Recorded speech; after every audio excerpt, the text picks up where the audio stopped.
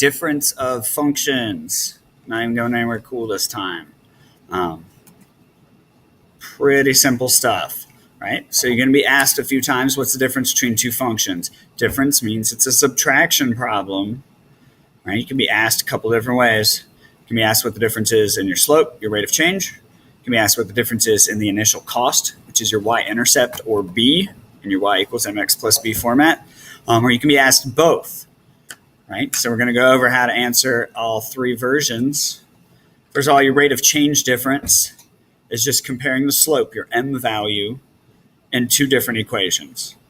And you'll be given the equations. You might be given one equation in a table, and you have to find the equation from the table or from the graph, and then you compare the two. So in this question, what's the rate of change difference between f of x and g of x? I think we're just going to simply take the m value, right, from each one. For f of x, our m value is 4. For g of x, our m value is 2. And since it's difference, we're going to subtract 4 minus 2 equals 2. Your answer to that question is just 2. If we're talking about an initial cost difference, right, we're going to be comparing your y-intercept or your b value in the equations.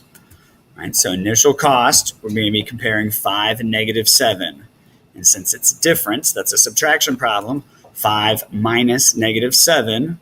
Remember, 2 minuses in a row become an addition problem. 5 plus 7 is 12.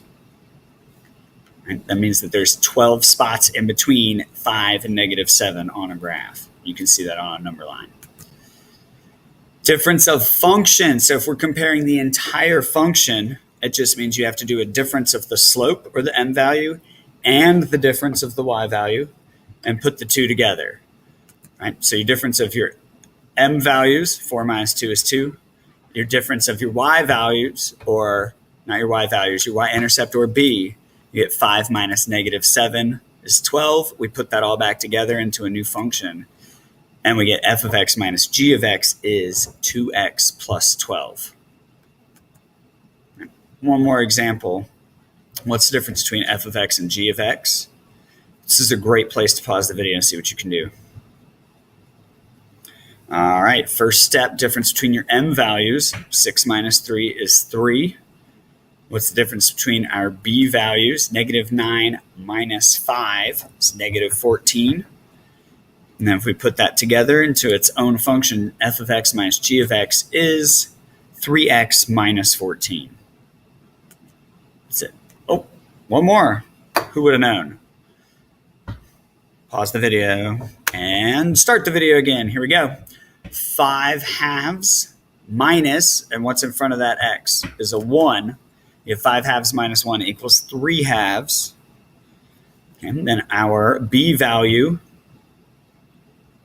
our y-intercept, 4 minus negative 3 is 7.